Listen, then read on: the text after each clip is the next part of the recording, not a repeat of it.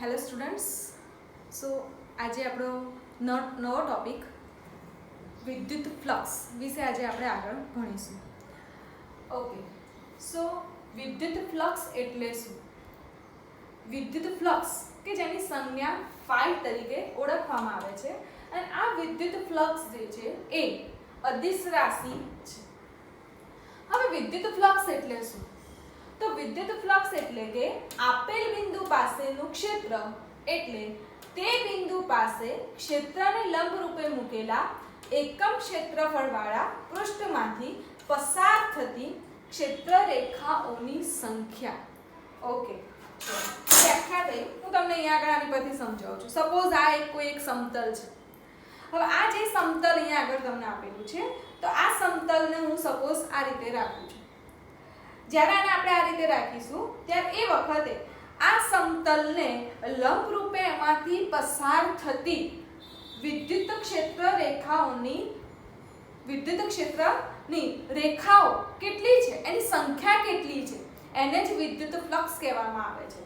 આ સમતલ જે છે, સમતલ એટલે કે આટલામાંથી જે પસાર થતી વિદ્યુત ક્ષેત્રની રેખાઓની સંખ્યાને વિદ્યુત ફ્લક્સ કહેવામાં આવે છે. હવે વિદ્યુત ક્ષેત્ર એટલે તો આપણે ભણી ગયા છે કે જ્યારે કોઈ એક વિદ્યુત ભાર, બરાબર, અને એની સાપેક્ષે બીજો કોઈ એક વિદ્યુત ભાર અહીંયા આગળ છે કે જેના લીધે આટલા વિસ્તારમાં જે અસર ઉત્પન્ન થાય છે એને આપણે વિદ્યુત ક્ષેત્ર કહીએ છીએ. પણ મારું સમતલ હવે કેટલું છે? તો આટલું જ છે. વિદ્યુત ક્ષેત્રની અસર આટલા વિસ્તારમાં થાય છે, જ્યારે મારું સમતલ આટલું છે. તો આટલા સમતલમાંથી પસાર થતી વિદ્યુત ક્ષેત્ર રેખાઓની સંખ્યા કે જેને વિદ્યુત ફ્લક્સ ફાઈ કહેવામાં આવે છે. આ તે એની વ્યાખ્યા. સારું, અહીંયા આગળ જો મેં તમને અહીંયા આકૃતિ પણ દોરેલી છે કે આ એક સમતલ છે અને આ સમતલમાંથી પસાર થતી વિદ્યુત ક્ષેત્ર રેખાઓની સંખ્યા. ઓકે, હવે તમે અહીંયા આગળ મારે એનું સૂત્ર જે છે સૂત્ર બનાવવું હોય તો સપોઝ અહીંયા આગળ અમે ક્ષેત્રફળ લીધું છે અને આ વિદ્યુત ક્ષેત્ર છે.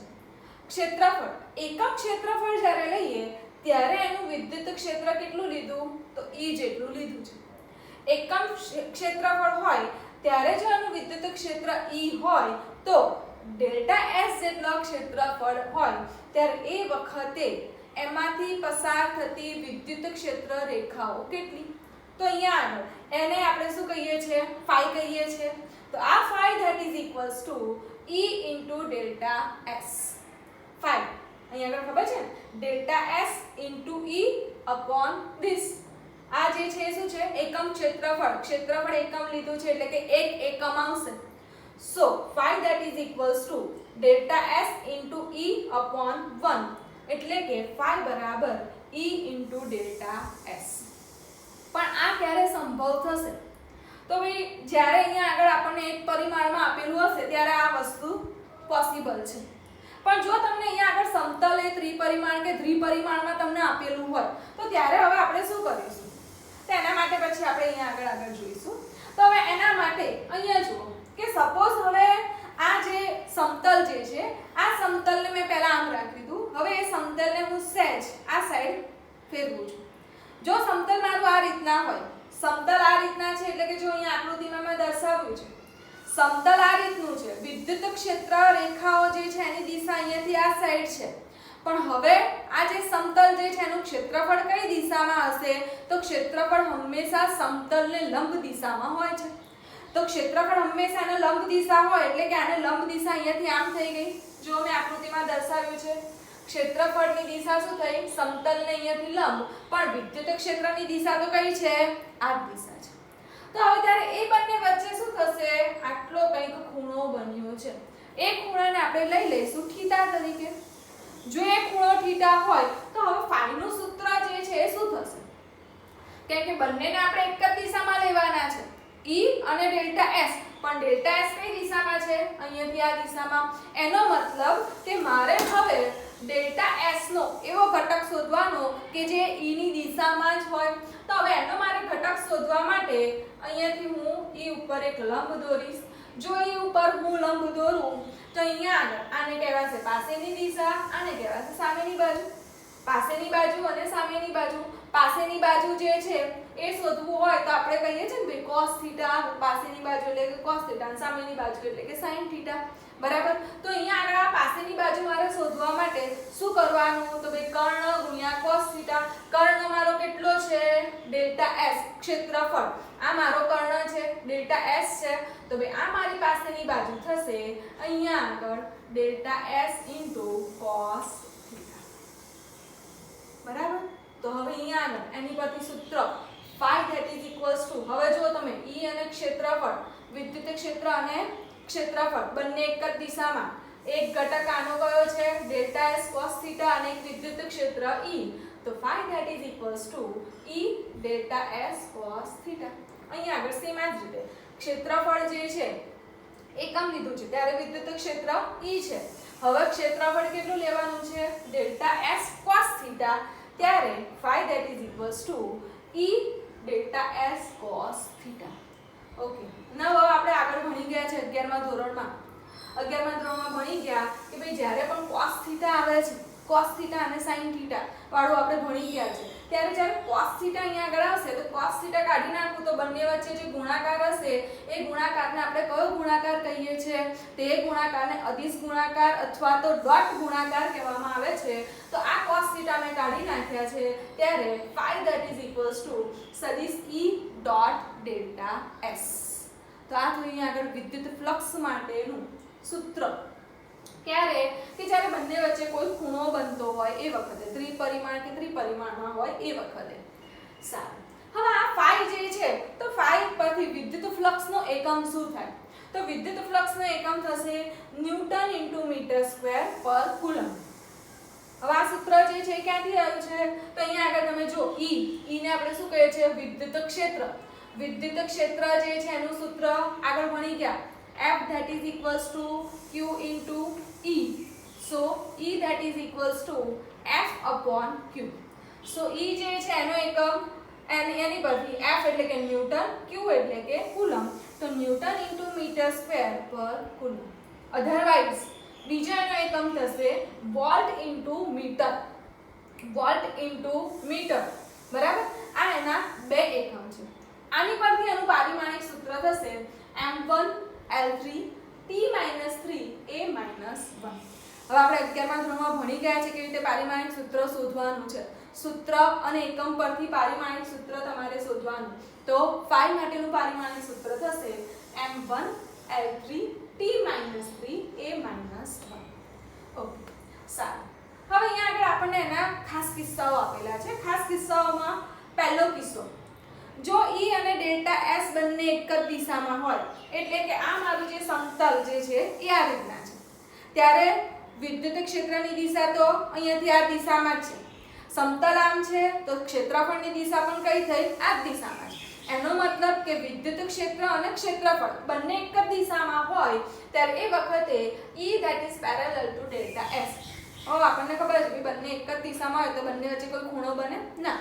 અને બંને વચ્ચે કોઈ ખૂણો નથી એનો મતલબ કે theta that is equals to 0 degree તો theta that is equals to 0 હોય તો phi નું આપણું જે સૂત્ર છે ને phi that is equals to E delta S cos theta એમાં થીટાની જગ્યાએ આપણે મૂકી દઈએ 0 તો cos 0 ની વેલ્યુ તો કેટલી થાય 1 થાય સો phi that is equals to E into delta S okay second કિસ્સો જે છે એની અંદર હવે આ સમતલ અહીંયાથી આ રીતનું હતું એ સમતલને અહીંયાથી હું આ રીતના ફેરવું છું બરાબર હવે આ રીતના છે ત્યારે શું થશે તો ભાઈ આ સમતલ છે તો સમતલને લંબ શું થશે એનું ક્ષેત્રફળની દિશા કઈ થઈ અહીંયાથી આમ થઈ ગઈ વિદ્યુત ક્ષેત્રની દિશા તો કેટલી છે અહીંયાથી આમ જ છે આટલા ભાગમાંથી જેટલી પણ વિદ્યુત ક્ષેત્રની રેખાઓ પસાર થશે એને આપણે phi કહીએ છીએ તો અહીંયા આગળ આ ક્ષેત્રફળ અને વિદ્યુત ક્ષેત્ર અહીંયાથી આમ છે એનો મતલબ બંને એકબીજાને કેવા થયા લંબ થયા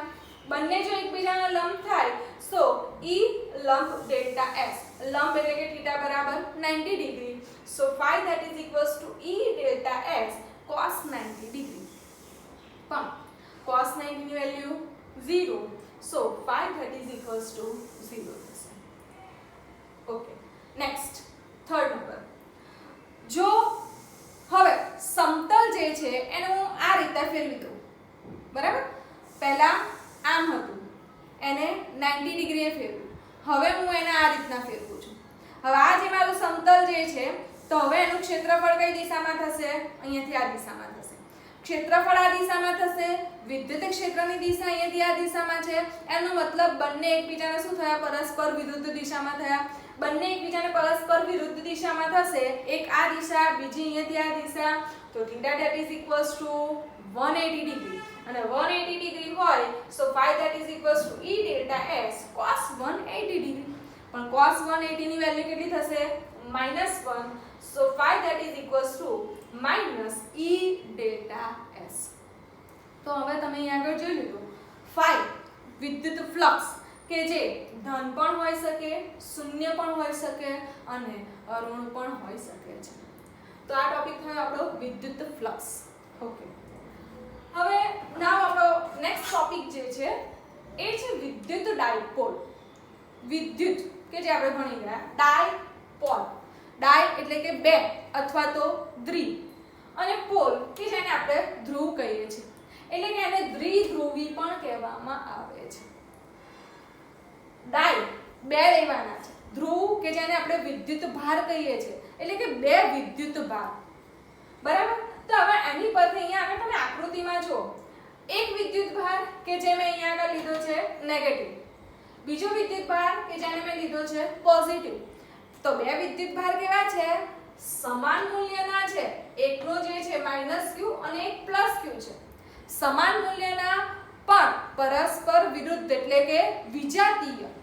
બરાબર? સમાન મૂલ્યના અને વિજાતીય એવા બે વિદ્યુત ભાર કે જેમના વચ્ચેનું અંતર મેં લીધું છે અહીંયા આગળ 2a. અમુક અંતર જે છે એ લીધું છે, એ અંતર આપણે લીધું છે 2a.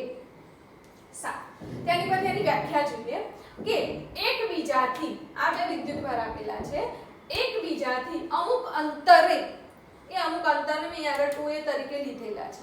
તો એકબીજાથી અમુક અંતરે રહેલા બે સમાન અને વિજાતીય પ્રકારના વિદ્યુત ભારોની જોડને, બે વિદ્યુત ભાર છે અને આપણે જોડ પણ કહી શકીએ છીએ.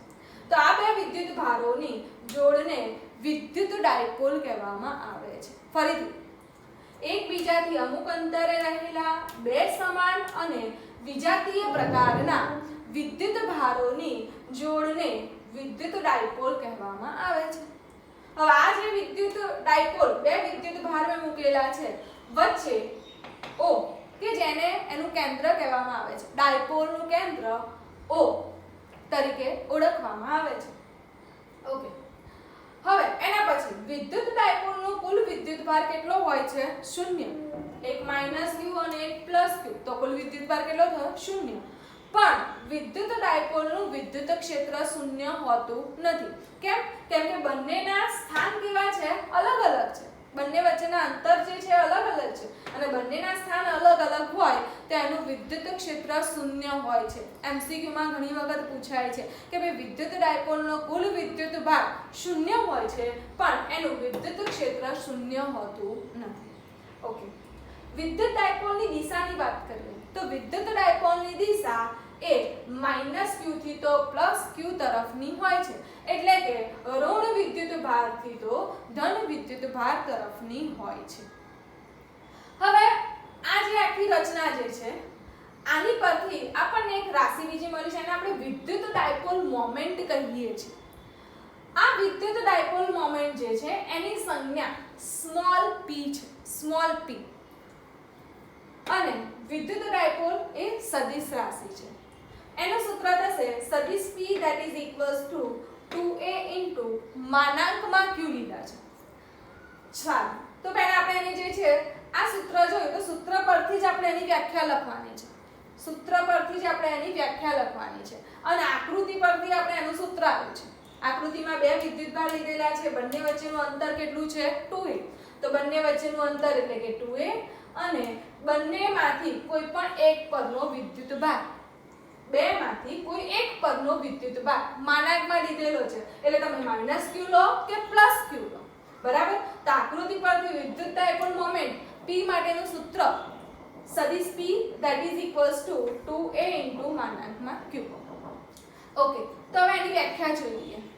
તો વિદ્યુત ડાયપોલના બે વિદ્યુત ભારો પૈકી કોઈ પણ એક વિદ્યુત ભાર વિદ્યુત ડાયપોલના કોઈ પણ બે વિદ્યુત ભારો પૈકી કોઈ પણ એક વિદ્યુત ભારના મૂલ્ય બે વિદ્યુત ભારો પૈકી કોઈ પણ એક વિદ્યુત ભારના મૂલ્ય અને બંને વિદ્યુત ભારો વચ્ચેના અંતરના ગુણાકારને વિદ્યુત ડાયપોલની ડાયપોલ મોમેન્ટ કહેવામાં આવે છે.